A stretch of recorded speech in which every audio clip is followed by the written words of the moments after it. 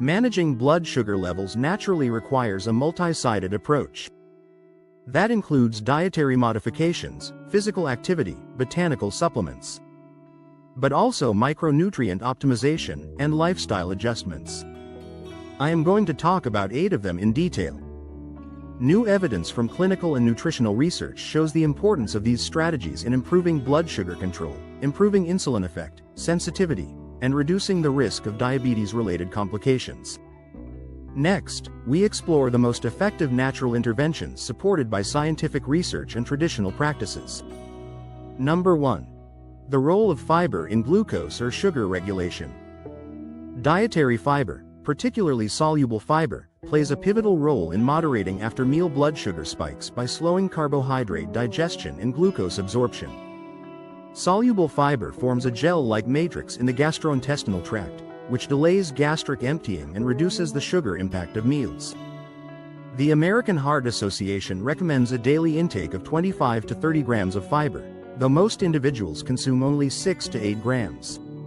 Incorporating whole grains such as unprocessed barley or legumes, and high-fiber, high-protein grains, can improve insulin sensitivity and reduce systemic inflammation. Barley's beta-glucan content enhances satiety and stabilizes glucose levels, making it a superior alternative to refined grains. Additionally, oats, especially stone ground or rolled varieties, have demonstrated significant reductions in fasting glucose and insulin resistance due to their low glycemic index or GI and high fiber content. I do take 50 grams of plain wheat bran with Greek yogurt as my breakfast. Add some linseed or flaxseed to add some omega-3. Number 2. Apple cider vinegar or most other kinds of vinegar, rich in acetic acid, further complements fiber's effects. Consuming 1 to 2 tablespoons of vinegar before meals or at bedtime has been shown to lower fasting glucose by 4 to 6% and mitigate post-meal glycemic surges. However, I advise starting with a small dose like 1 teaspoon before meals to start with. Acetic acid inhibits carbohydrate digesting enzymes, thereby reducing glucose influx into the bloodstream. However, individuals with kidney disease should exercise caution due to its acidic nature. Number 3. Low glycemic index foods. Foods with a low GI score, such as legumes, nuts, and non-starchy vegetables, prevent rapid glucose fluctuations. As individual responses vary from person to person, I would say test how the particular food affects your blood sugar after a meal. A 2021 review highlighted that millets, including sorghum, reduced average fasting blood sugar by 12% and postprandial levels by 15% in diabetic populations. But as a person with type 2 diabetes for over 40 years, my experience with millet and sorghum is not good. For better blood sugar control, I use soybeans, red lentils or Masoor lentils and some varieties of cowpeas. For some people, whole grain breads like pumpernickel and spelt, which retain their fibrous bran and germ, exhibit lower GI scores compared to processed counterparts. These grains promote sustained energy release and improve cholesterol profiles, addressing both hyperglycemia and dyslipidemia, common in type 2 diabetes. Wait, there is more, but do not forget to hit the like button if you have found this video useful so far. Number 4. Physical activity and metabolic health. Aerobic and anaerobic exercise synergy. Regular physical activity enhances cellular glucose uptake by increasing insulin receptor sensitivity and promoting muscle glycogen storage. Aerobic exercises such as brisk walking, cycling, and swimming improve cardiovascular health and reduce HbA1c by 0.5 to 1.0% over 3 months. Anaerobic activities like resistance training and weightlifting augment muscle mass, which serves as a metabolic reservoir for glucose.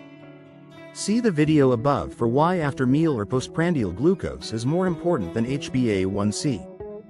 A combination of both exercise types yields optimal results.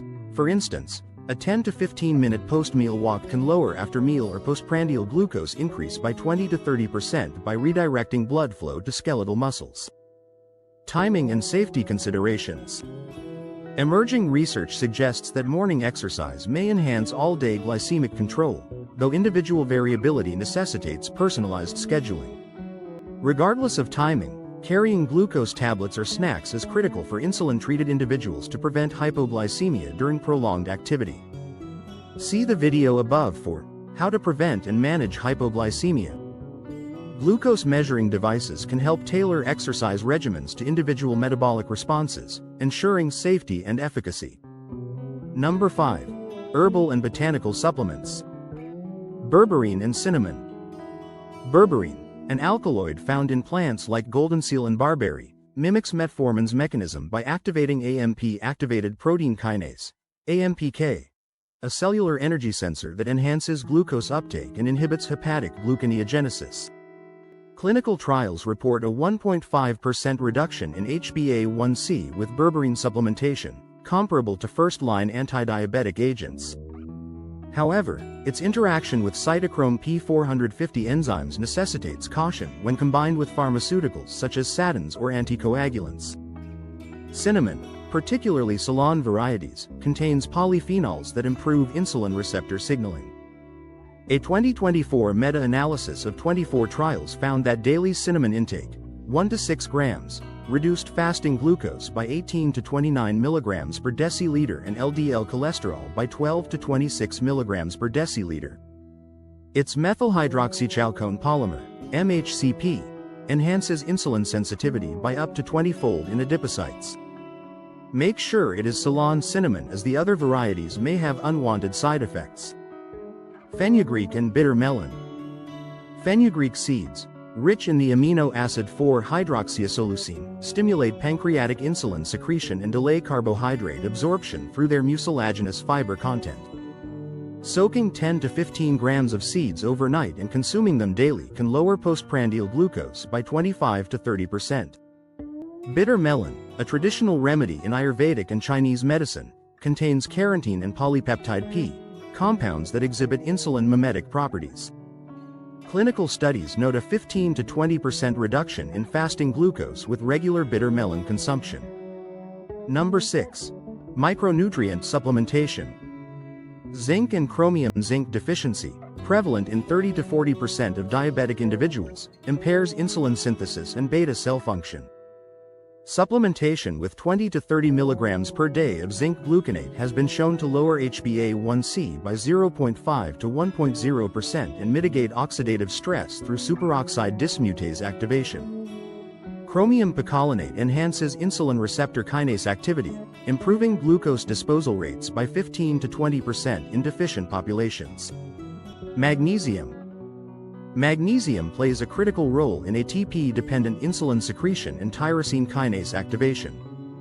A 2019 trial in Nutrients reported that 300 to 400 milligrams per day of magnesium glycinate reduced fasting glucose by 12 to 18 milligrams per deciliter and improved HOMA-IR scores by 25%. Alpha-lipoic acid, though ineffective in glucose lowering per a 2019 review, remains valuable for diabetic neuropathy due to its antioxidant properties. Antioxidants. Antioxidants may help control blood sugar by reducing oxidative stress and improving insulin sensitivity. They may also help prevent diabetic complications.